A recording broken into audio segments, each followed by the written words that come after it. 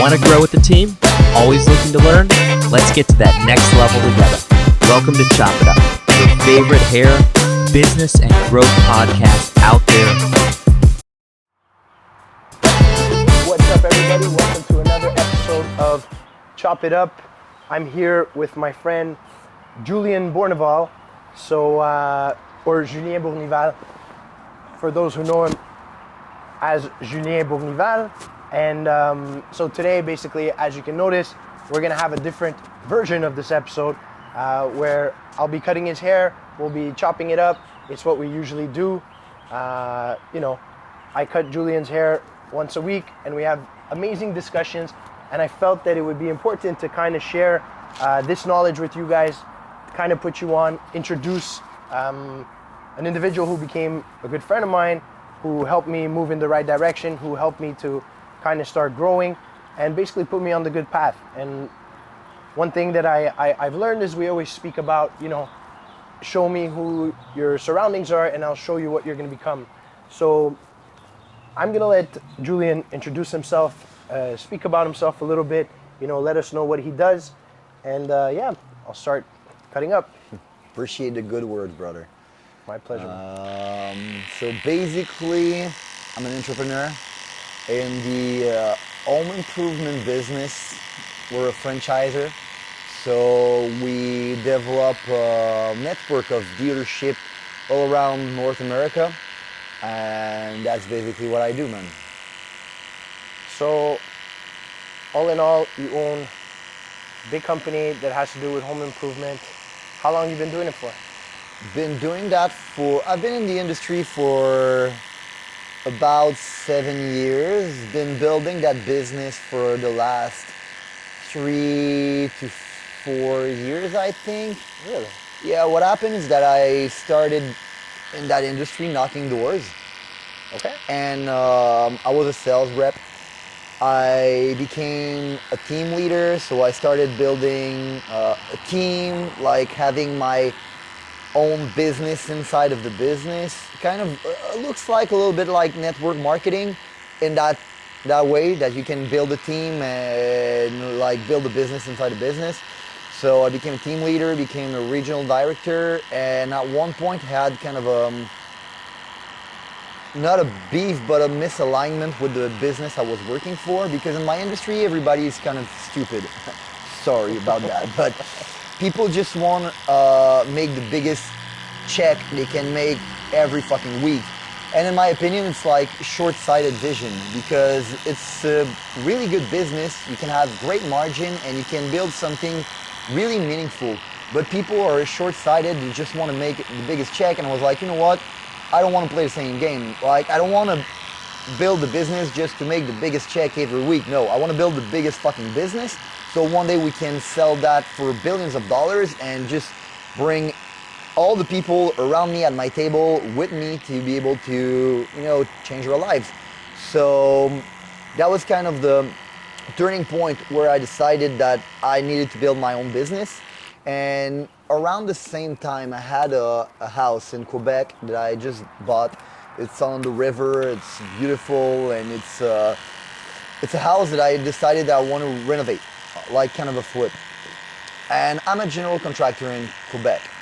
So in my opinion, from my perspective, when you're a general contractor, subcontractors should aim to give me a good service, because like they want to give me a good service, so I'm going to provide more jobs for them, But construction company, or most of them are I don't want to say shitty company, because it's not that they want to do bad. It's just that they're not business owner. They are a technician doing the work.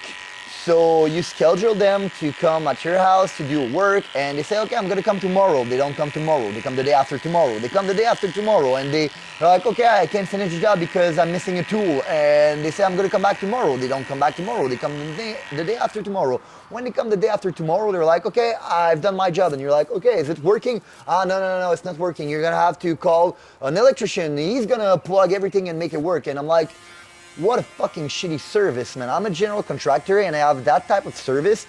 Imagine like regular homeowner, the type of service they're gonna have. So Can I stop you? How long ago was this? about 3 to 4 years ago. Okay, cool. So at that point, I decided, you know what? This thing needs to change. And most of the business in my industry are either, what I told you, they're either like technician that don't know how to build a service business, so they don't know how to serve, or they're kind of a crook, like they just want to take the most out of you as fast as they can and don't service you and just Make a fast, quick dollar. yeah, quick dollar. So I was like, you know what? I want to provide a service I wish I'd had. So as a homeowner, the service I wish I'd had, that's what I want to provide. And same thing for the people I hire. Like when I started in that business, knocking doors, I want to give the service to young buck, the same service I wish I'd had. So that's why home improvement business, everything related to energy efficiency, we want to provide a service we wish we had to customers, and we want to provide a service we wish we had when we started in that business. So that's why I build my business around the franchisor model. So we look to recruit young talent from 18 to 21 years old, people that don't fit in society like I was, and just tell them, hey, you know what, like, you don't have to become a labor worker, and you don't have to go through medical school to be able to have a good career, man. You can become an entrepreneur, you can become a sales rep, you can make a good living out of this. Just like we talked about earlier, me and you, like, nobody tells you that you can make a good living out of being a barber. Absolutely not. And a lot of young kids, particularly young men, are kind of fucked because the school system is not really geared around what they need. So they just end up being lost and not knowing what to do with their lives. And that's one thing that's really important for me, like empower those young men and provide them a career, provide them an opportunity, provide them a way for them to be able to learn, to grow, to scale, and to become as much as they want to become, you know? So that's basically my business, home improvement business. When we look at young bucks from 18 to 21 years old, and we want to provide them a way to do just like I did, become a sales rep, then become a team leader, then become a sales director, and maybe one day they can own their own dealership under our umbrella and become really successful by doing this. It's crazy because the more we speak and the more I realize how many things we kind of have in common.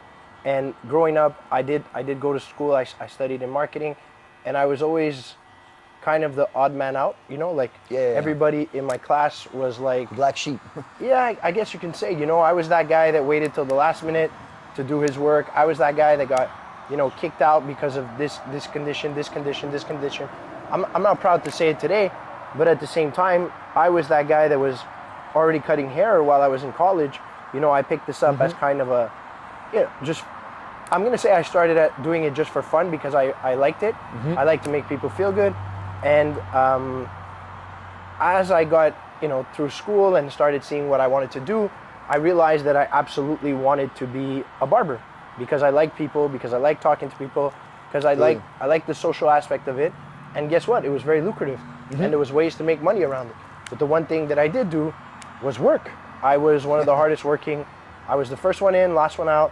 I was there every single day. As a kid. You know, if I paid my dues, I have to say, absolutely, I was one of the quickest ones. And the other parallel that I see is why you started your business. I started my business because as a customer, I would go and get a haircut. And so when I would go get a haircut, because I liked fades, I had to go to a barbershop to do my beard, to do my fade. The only problem was the barbershop didn't know how to use scissors, so they couldn't cut the top of my head. Got it. And so I started working in a hair salon simultaneously as I was working in the barbershop. And it was a real eye-opener because the hair salon was charging twice the price of haircuts, but the quality was half. And the reason why I went to the hair salon is simply because she would cut the top of my head. And I would pay her $25 to basically cut the top of my head and do a number 2 on the side. So for you, of those that don't understand or have anything to do in this industry, a 2 fade is like the easiest thing you can ever do, right? But then I would go to my barber and I would pay him $15 but he would do, you know, a skin fade, then do my beard, then make sure that everything's clean. Sometimes he would add in a liner in there, a design, whatever. But it made me sit down and analyze the rooms, you know, and I quickly realized that the big difference between the two was the service. You know, when I was working out of a flea market, and we really didn't have service. It was just kind of people walking in, putting up their names on a board, and you can wait up to like 3 hours to get a haircut. And so when I would see that, I would say, this doesn't really add up to me.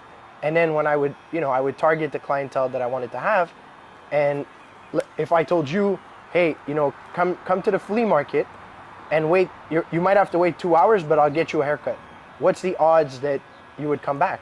Never. Actually, I won't do it. You wouldn't even show up, you know? So it's not a question. So anyways, what I did is I took those problems and put them together. And when I opened my first location, I'm willing to say, one of the first, if not the first barbershop in Montreal to actually take real appointments, which was a hard transition because most of my clientele was used to not having the appointments, which brought me to lose a lot of clients because people were used to getting a haircut the day of.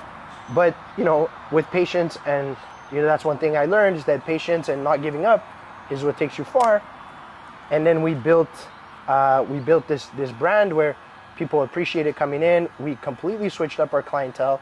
I'm not saying that I don't miss my first clientele, but definitely, you know, as you upgrade in business, you upgrade the kind of people you want to service, and for yourself as well, you start to value your time. You know, you're able to go get the kind of money, because like you said, at the end of the day, everybody wants money, you know, and there's a way to do it. You can either give a fast service, shitty service, and take the money, or you can really put your effort towards that service and bring value to the person, where this person is going to leave your establishment saying, oh my gosh, that was, you know, the best haircut I ever got. The 100%. Dude was super nice. The dude was super cool. We had a great time. I'm definitely going to come back. It was my pleasure to pay $50 for that haircut. And you know what? I even gave him a $20 tip, you know? 100%. But that's a good lesson for everybody listening. I think when you want to start a business, like whatever the industry you're in, you need to look at what problem can you solve. What problem that you see in the market that you might be the only one to see and that you want to solve.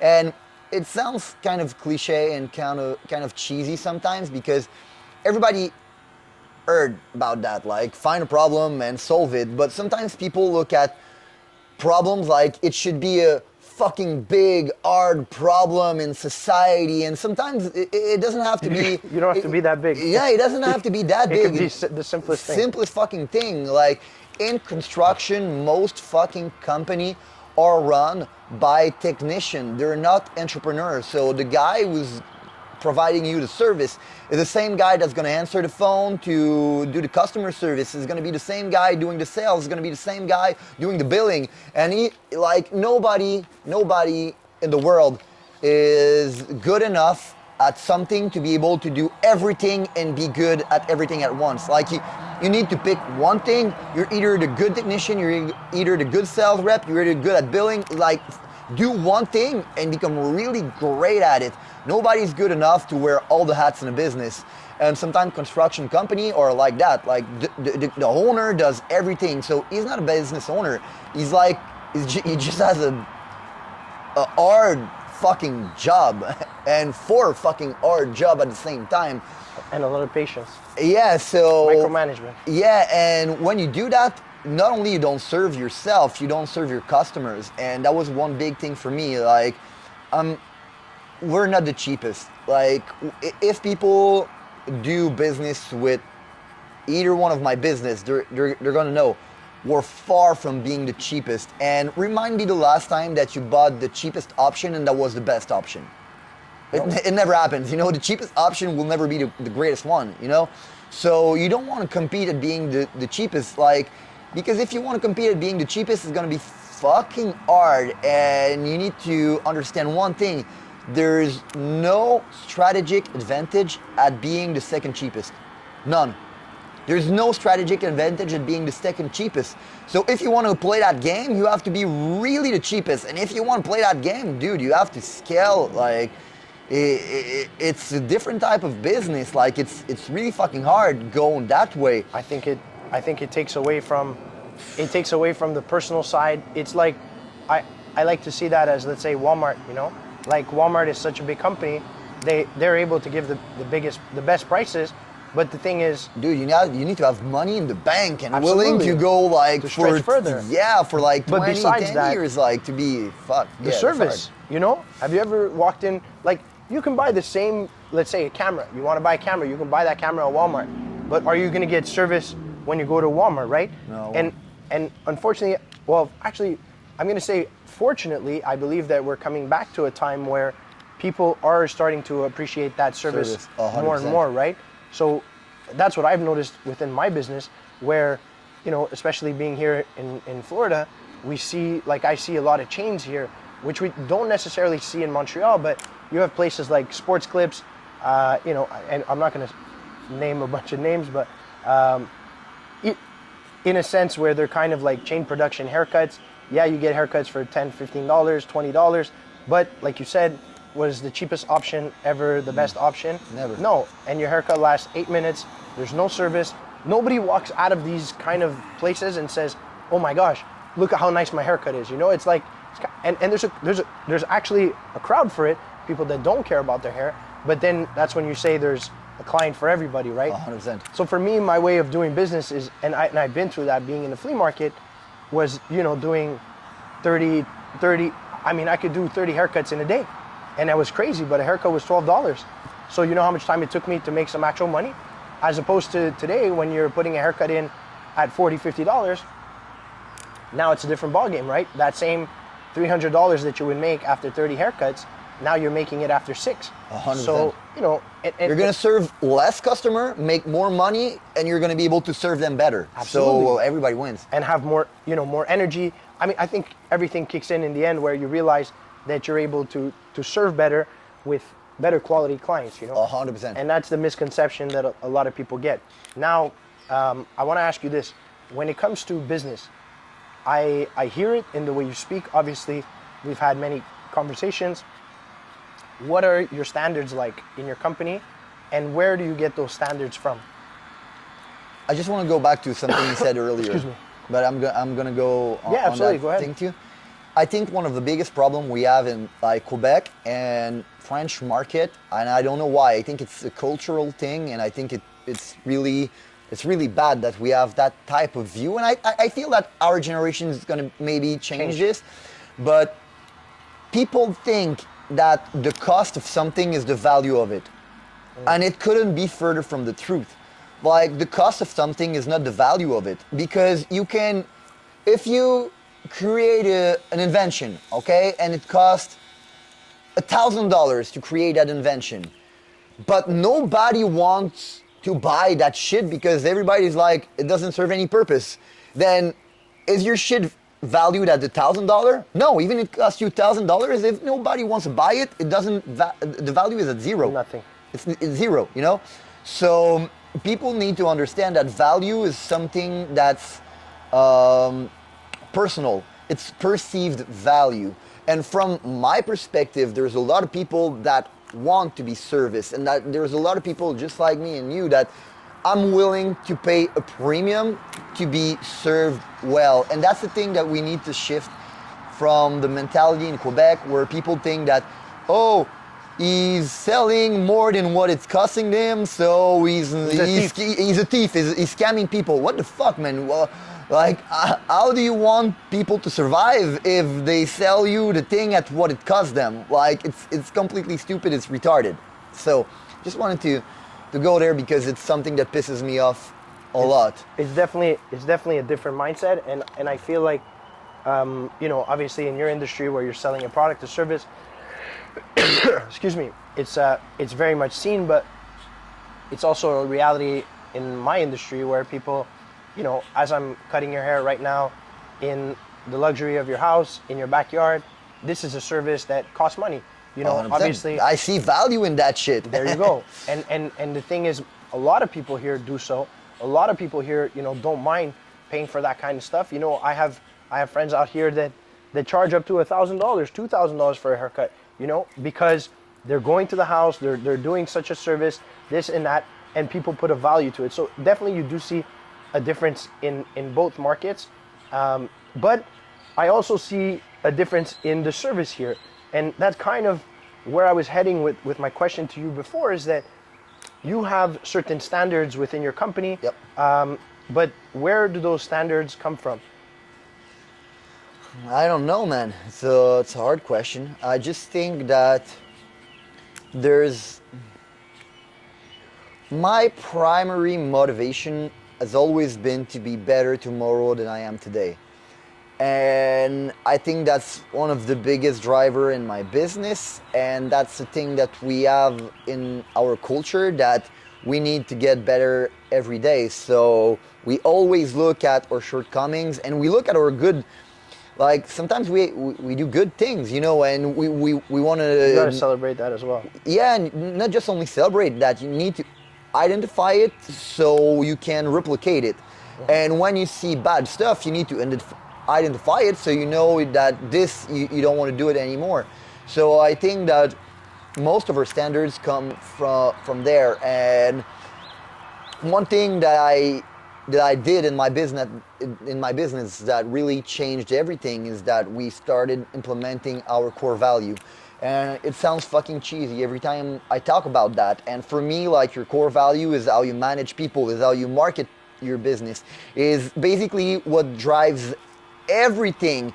And sometimes people think that it's a shallow answer because they're like, oh, there must be a bigger secret to his success than that. And I'm like, no, you just don't understand shit. Like, everything in my business, from the marketing to the sales to every results we provide internally and externally, comes from our core value.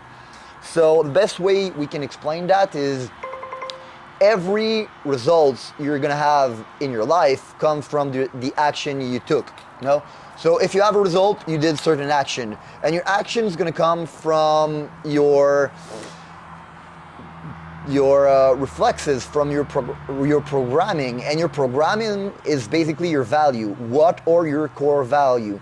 So there's a lot of things I can teach people. Like, skills aren't worth shit because skills can be learned. Like, if you want to learn something and you're passionate and you're willing to put in the time, you're gonna be able to learn the skills. It's really simple for me. The thing I cannot teach you is to be a good human. Like, your value. Education. What are your core value? How do you perceive things? How you act in certain ways? That's the thing I can teach you. And maybe I can teach it to you, but it's gonna take so much time that I'm not willing to do it. You know? It's not worth your time. No, it's not worth my time. I prefer take somebody that has the good value and teach him the skills, and that's how we scale our business. So that's pretty much. Yeah. That's pretty much my interviews. You know, when I speak to somebody, I'll interview somebody for maybe 20, 30 minutes. And as you know, I'm in the business of haircutting. And 30 minutes later, the person will ask me, you don't want to see my haircuts? And I'm like, oh yeah, it's true. You know, show me your haircuts. Because what you're looking for is, you know, inner values, is how people act, how people behave. You can't raise somebody all over again. But like, you can teach somebody how to cut hair. You can teach somebody how to do whatever it is that you guys do, right? And if you have the good value, you're gonna learn. Like one of our core value is we always strive to be the best. So if I find somebody that I know he always strives to be the best, and anything he's gonna do, I know that even if you never had any experience in sales, like, you're gonna be willing to put in the work to become great. So I know that I can hire you. I don't mind if you have experience. I don't mind if you're good at sales right now. I don't mind any of that shit. What's important to me is to know that you have our core value and you share that. Shared core value. And I think it's the same thing with anything in life. Like, I think that a business is basically an organization, and an organization is when more than one people are willing to work together for a common goal, you know? So from my perspective, a group of friends is basically an organization. A business is an organization. A relationship, your couple, like your marriage, is a fucking organization. And I really feel like the success of any organization is two things. we shared a common vision, we're heading the same direction, and we share the same value. If we can share that, there is no limit to what we can reach. Because if we're willing to push in the same direction, and we have an agreement on how we're gonna act when things gonna become hard and things gonna become difficult, we're gonna get there. Absolutely. But if we don't have the same vision and we're not pushing in the same direction, it's never gonna fucking work. And even if we have the same fucking vision, but we don't agree on how we should push and how we should act when things are gonna become difficult, we're never gonna get there. So from my perspective, success in business and success in any organization, whether it's your couple, your marriage, your friends, anything, comes from, do we share the same vision and the same value? If we share that, everything else will be manageable. We'll follow through. Yeah. So basically, thank you for that, because you kind of answered my question indirectly at the end, is that these core values and these ways that you think before applying them. So if we were to take you completely out of the business element and you were just to live your life as a human, are those core values coming from yourself as a human and then translated into your business? Or is these core values just a persona that you put in when you come into your business, right? That's a great fucking question. It has to be you. Like, that's the main thing about it. Like, people don't want to follow people that are full of shit, you know? Yep. So if you say something and you push people to act in a certain way and you don't act in that way, nobody's gonna believe you, nobody's gonna follow you, and nobody's gonna act that certain way, you know? Particularly if you're the leader. I read something really interesting because, as you know, I just got my first son, and I'm really interested in how to grow a strong young man, because I think it's my most important duty as a human being on earth. Like, raising the next generation to be strong men, to be able to grow a good society. And I learned something really interesting. You know, when people have their, how do you call that in English? Dis-le en français. La crise d'adolescence? Teenager crisis? Yeah, I don't know. teenage years. The times that teenagers go through where it's really hard for them and And they revolt. kind of, they rebel, which... Yeah. So most of teenagers that have that the big crisis in their teenager years comes from when they grow enough to be able to look at their parents and realize that they're full of shit. They're being lied to. Yeah, everything that their parent told them isn't true. Like, the person they thought their father is not who he really is, you know? Absolutely. So, and like I told you, a business is the same thing as an organization, like your family, like everything that's more than one people. It's an organization. And when I learned that, it made so much sense, because when you realize that, you know, your father told you you can do anything you want in your life, and then you wake up one day and you're like, man, my father is depressed and he didn't follow his dreams, so you tell me I can follow my dream, but why didn't you do it, Dad? Like, why all those lies? And you realize that all the life, how you've been portrayed life and how you think life was, it's not how it really is. So I really think that not being full of shit and being who you are is the most important thing, because when you stop deluding yourself and you start being who you really are and acting in that way, you're gonna attract people that are like you, because people are gonna be like, this guy is like, He's the real deal. yeah, and is a pure version of who I aim to be. Because most people don't want to be who they really are. Actually, they want to be, but they've been told that they need to delude themselves because they don't want to create tension with other people and blah, blah, blah, blah, blah. And one thing I realized, that when I decided that I'm going to show up as who I really am, and I'm going to say what I fucking think, and I'm not going to delude myself for anything, that's the moment I started attracting my tribes. And when I started attracting my tribes, my business changed, my life changed, everything changed. So if you want to have core values in your business and you want those core values to work, you shouldn't choose core value about like what you think business should be and who you think you should be. No, is what's the best version of yourself. Like there's certain traits in yourself that are the trait that help you succeed.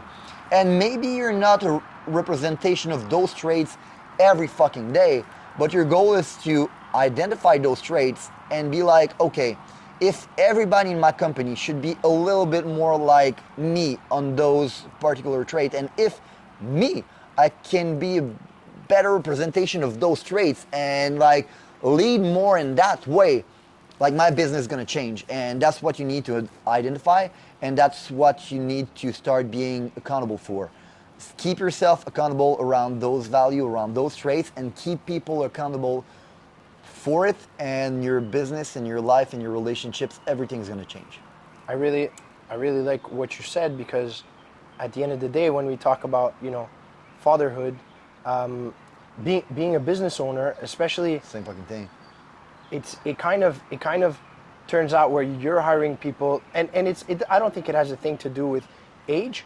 When people come work for you, it's because they see a certain way that you are. Mm-hmm. And if I can, you know, relate to my experience, I was doing great in life. I was working out. I was, you know, working every day, early to late, no days off. I was really doing it, you know, and that's where I felt like my company had the biggest propulsion at an exponential rate, where it was crazy. And then, you know, we're not gonna talk about that very long, but then certain events happened throughout the world. There was that, you know, that big flu that everybody was getting, and without really going too much in detail, I lost my dad. My dad was really sick. He had some times. Obviously, if you've been following me for a while, you know that was a turning point in my life, in kind of a negative way, but I believe it was needed to fall back on certain grounds and reset myself. 100%. And what I will say is that I really appreciate what you said about fatherhood, because, you know, there's one thing that my dad did. My dad wasn't necessarily the most successful businessman at one point, because we'll say he got screwed, without getting too much into details, in one of his business, which completely took him down.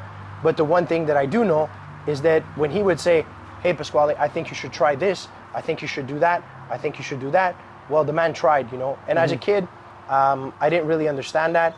And when I got to a certain age, to understand what he actually did and the sacrifices that he did for our family, even though that one time didn't succeed, well, he tried, you know. And that trial thing is one thing that was always, for me, a huge thing that I took from my old man, and made me realize that when I opened my eyes to see what he actually did, what he actually put out there, and tried to do for our family, I stopped fucking around. I stopped, you know, I realized, holy shit, I need to get in shape. I need to do this, I need to do that. And today we're in a time, like you said, you know, you just had your baby boy. It changes perspective. You know, I'm also getting at an age where, hey, one day I want to have a family. And so all my actions today are pushing forward to how I would like my child to perceive me. But 100%. Now, more importantly, how I would like the people that work for my organization to perceive me as well, right? So, you know, it's funny, because we say we have to act like the person that we are, but we also have to act like the person that we want our peers to be like, you know? 100%. So I get up every day, I work out every day, I work out twice a day now, I read books, I don't watch TV anymore.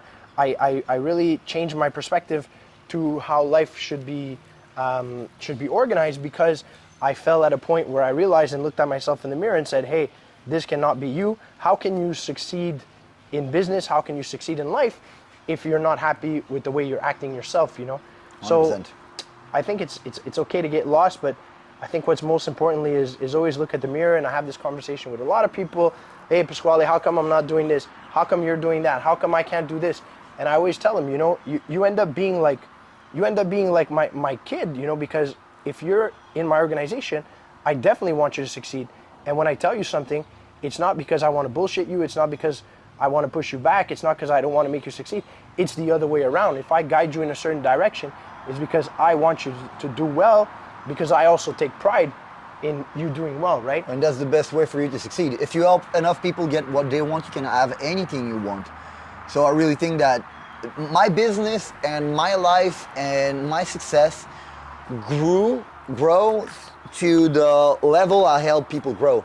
Like my success is in direct correlation to the number of people I help reach more than six figures. Like the more I help people get over six figure, the more my business scales and the more success I have. And I really feel that if your people that works for you doesn't want to be a little bit like you, there's something you're doing wrong. There is something you're doing wrong. Or they're just not the people for your environment. Exactly. You know? Because a lot of people, I don't know, correct me if I'm wrong, but I've had a lot of people come up to me and say, hey, you know, I want to be successful.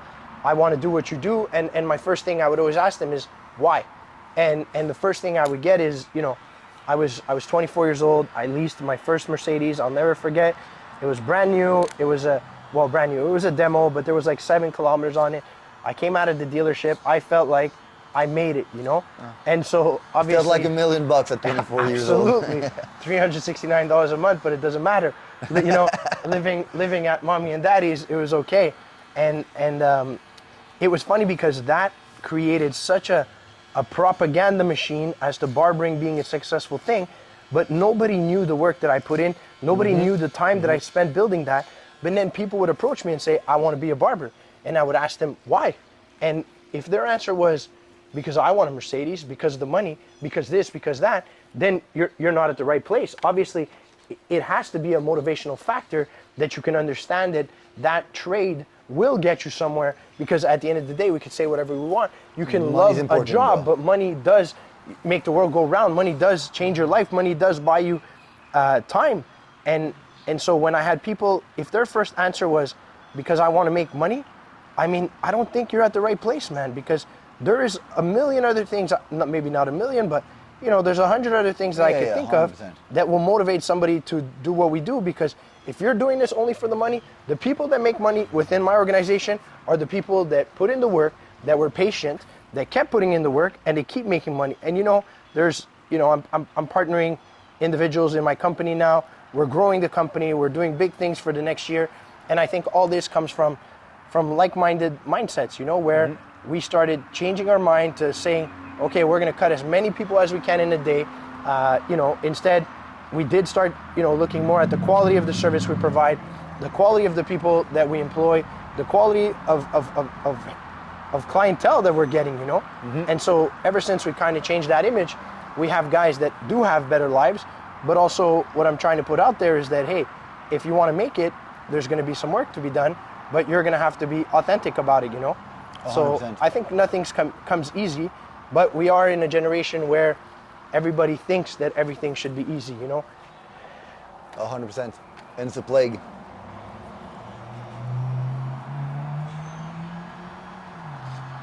Sorry, this is the fun part where you can't really talk, eh?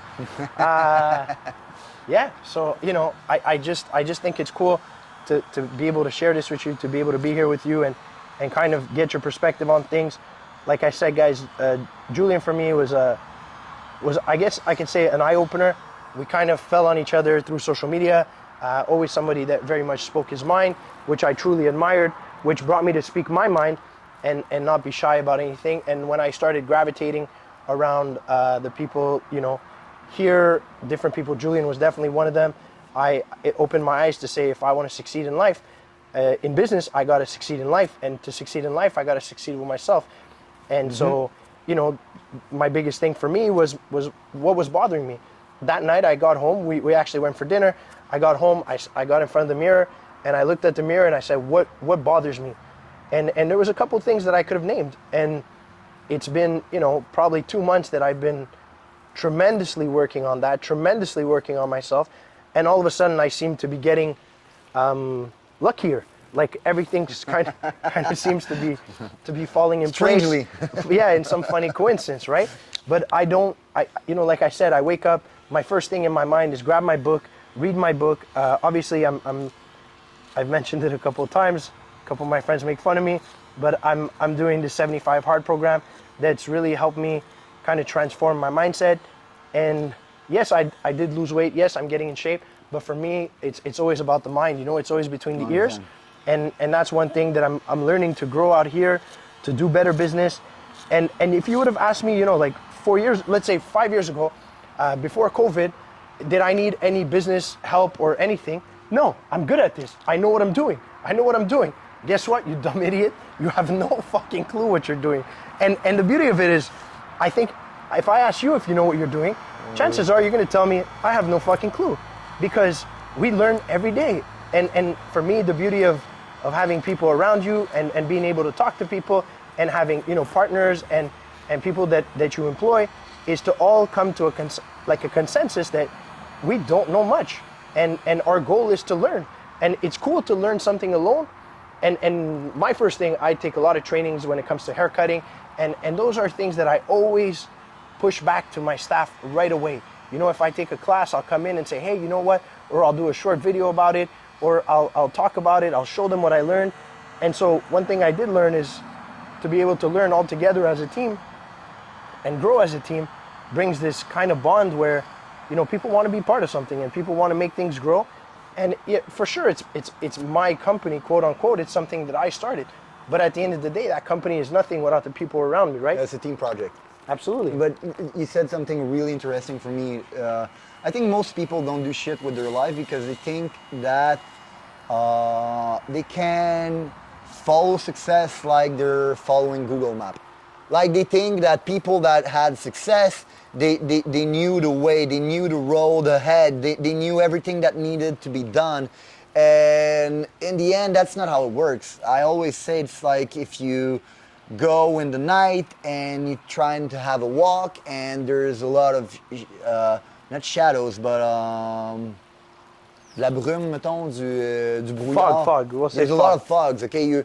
You're going in the night and there's a lot of fogs. You're gonna probably see 1 meter in front of you. And that's how success and how lives work. Like when you're gonna start, you're gonna only be able to see 1 meter in front of you. But the beauty of it is that when you're gonna start work, that first meter, you're gonna see another meter and another meter and another meter. And everything you're gonna walk, you're gonna see new obstacles that needs to be overcome. And most people in life don't wanna move until they see all the obstacles they need to overcome, until they knew every bump that could happen in the road. And they're paralyzed, they don't wanna move because the road ahead is, scary. It's unknown. It's unknown, and that's the thing, man. Nobody knows what the fuck they're doing. Like, that's the thing people need to realize. Everybody's just trying to figure it out. Like, no matter the level of success people are, and when you look at them and you're like, man, they know everything, they know how to work, and blah, blah. No, they don't know shit, and they're trying to figure it out, man. They're trying to having their shit together. That's how everybody is at every fucking level of success. So if you don't know the road ahead and you're trying to disqualify you because you think that you don't know everything and you're scared of the unknown, like remove your head out of your ass. Like nobody knows everything. Nobody knows it. You just have to start moving in the right direction. Like, know where you want to go, start moving in that direction. Once you're going to start moving, you're going to see new obstacles and you're going to be able to make new educated guesses. You're going to be able to say, okay, is this really what I want? Because I see that obstacle, I see that bump, and now I see what I need to do in order to overcome it. Does the vision, does the destination I want to reach justify what I will need to sacrifice in order to overcome that obstacles? If the answer is yes, just fucking overcome it, you know? And if the answer is no, like maybe change direction, review your goal and start moving into a new direction, and you're gonna see new obstacles. And that's the only way we can learn and grow and advance in life. Like, nobody knows every answer, nobody knows all the road. Success is not like Google Map, guys. That's not how it works. But I will say, for me, what I think the most important part is just, it's about not quitting. 100%. And there's times where you take on something and it doesn't look like everything's in your advantage. And truth be told, if you think that everything's going to be in your advantage when you take something on, stupid. you probably won't take anything on, because there's always going to be a factor where you're saying, okay, well, should I start this? You know, I have this offer in front of me. I have this that I can do. But now, I think this might not work. This might not work. And yeah, it might not work. But at the end of the day, what you need to do is sit there and say, well, how can I make that work? You know? And for me, it's just about the one thing like I said, I had a business. I had a beautiful business. I had to take some time off because my father was sick. And I sat back and I looked at my business from an exterior point of view and found that, you know, hey, I really did something nice. And as much as I thought I had shit figured out, then boom, the world closes down. And now what? You know, next thing you know, I'm flipping pizzas. I have a speakeasy barbershop where I'm cutting hair. Actually, funny enough, upstairs from a pizzeria where we're trying to, you know, find a balance between, hey, let's see what's going on here. But at the same time, when things start to get ridiculous, we also have families to feed. And I always say that it's not only about myself. And this is what I pride myself in being an entrepreneur, 100%. Is I look out for the people under me, right? And I will take the food off my table in order, in hard times especially, to give it to the people that are in front of me to help them out, you know? And what you want to make sure is that people don't forget what you did for them when they were in need, right? So this is one thing that I can always pride myself in, is I never freaking quit. I never, you know, said, oh, well, I'm going to stay home and I'm going to play PlayStation just like everybody else because there's nothing to do. No, I got on my laptop, I started giving online classes, I started doing, and they sucked, man. I'm not gonna say the content sucked, but hey, we were pulling it off with an iPhone, a Teams meeting, and showing people how to cut hair through the phone, and then people are saying, well, you know, that's kind of ridiculous. Yeah, absolutely it is, but I'm doing something, and I'm moving forward, and I'm trying to do something. And then I started doing something else, and then I started doing this. And you know, like I said, I've spoken about this a couple of times, but my freaking pizza business where, you know, we went from my wife and I making pizzas in my 3-bedroom apartment for fun and posting that on Instagram to selling 150 pizzas every Sunday, you know, which was what enabled me to be able to pay for my rents, for my mortgages, and keep my businesses alive, and end up on national television where, you know, being interviewed because we're making pizza. And anyways, the point is not the pizzas. The point is you don't quit, right? So I was able to put something in place with absolutely nothing. And then when we got to another turning point, then, things started to go better. But then something else will happen. And guess what? Something else is going to happen next year and the year after that. There's always going to be something coming up. But for me now, at this point, what it is I enjoy the journey. I enjoy the way to get there. I enjoy every day when I'm put with a hard situation in front of me. Instead of saying, oh my gosh, this is hard, what am I going to do about it? It's like, no, good, perfect. Because with this, I'm going to learn how to deal with this. 100%. And the next time something like that happens, you know, I'm going to know how to deal with it. So at the end of the day, don't look at these bumps as like, oh my gosh, I'm screwed. I don't know what to do. Look at it like, okay, cool. I have a problem in front of me. And now I'm going to learn how to deal with it, you know? 100%. And you said something really interesting. Actually, two things that I want to go back to. Building a business is like building a kingdom. So if the king is undoing shit and like food is not coming for people, they're gonna behead the king, you know? So if you want your business to thrive, you need to see that as a kingdom, and as a king, you need to provide for your people. You need to serve your people. You need to make sure that they are good and they can be fed, because if they cannot be fed, they're gonna revolt and they're gonna behead the king.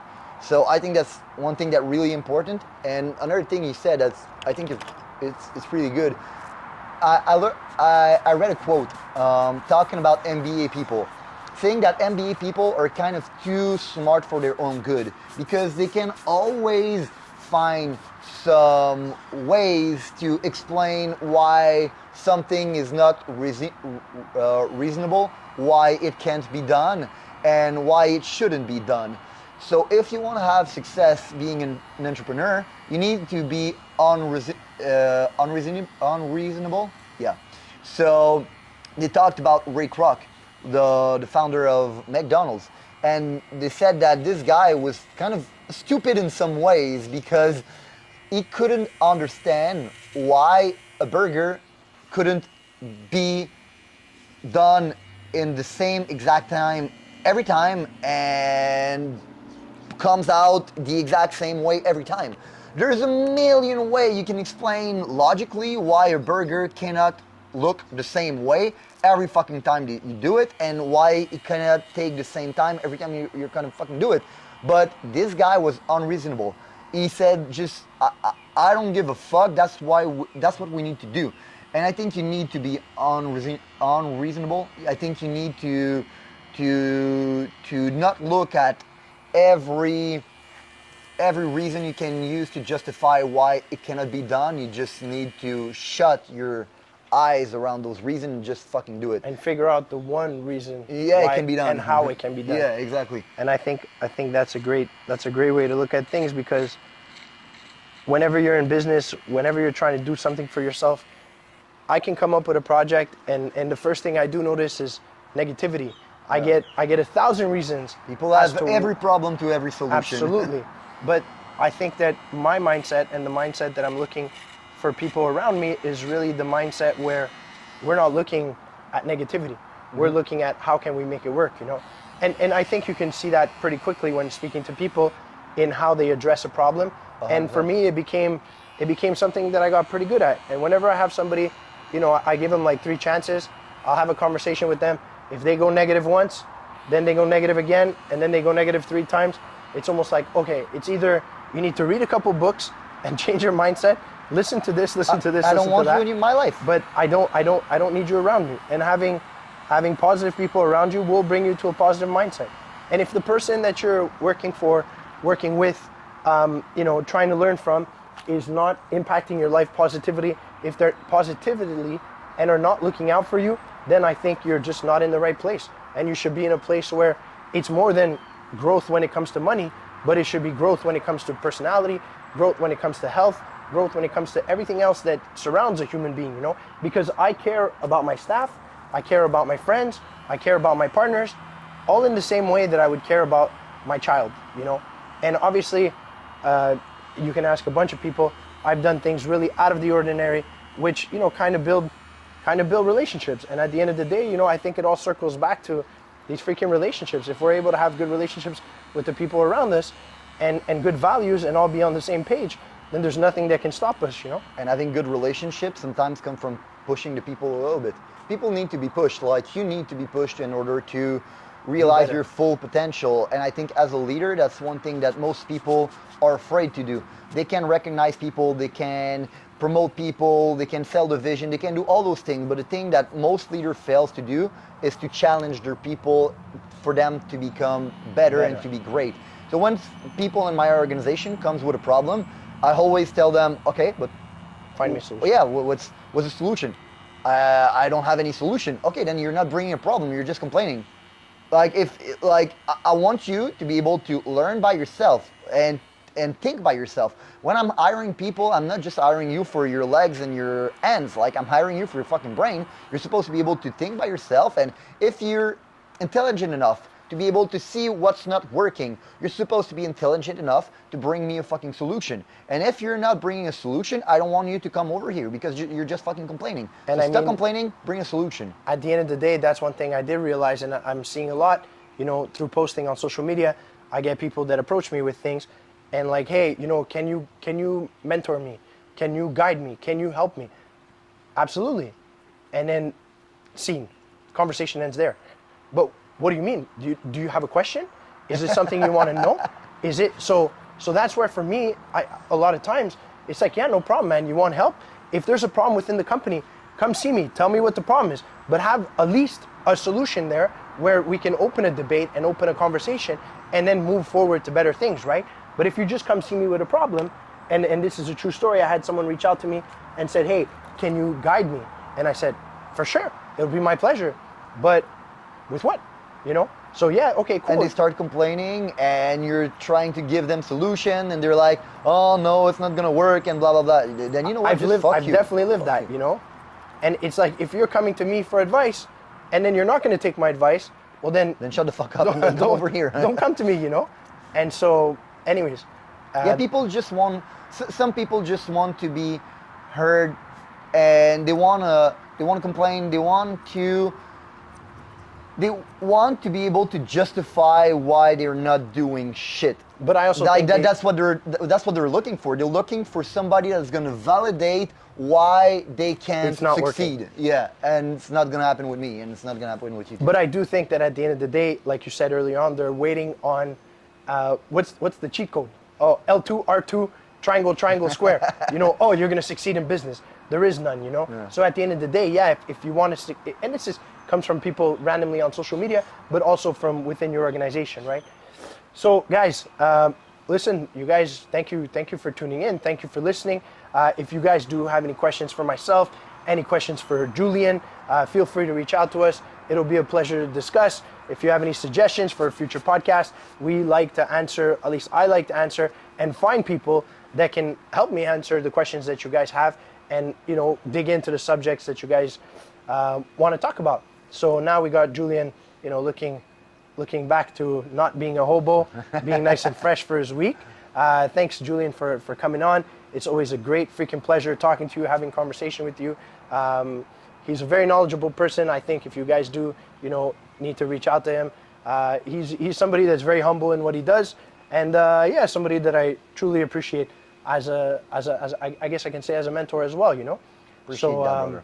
Appreciate you too, man. Thank you for being on, and let's get on with this day, guys. We'll see you on the next episode. Thank you, Julien, and peace.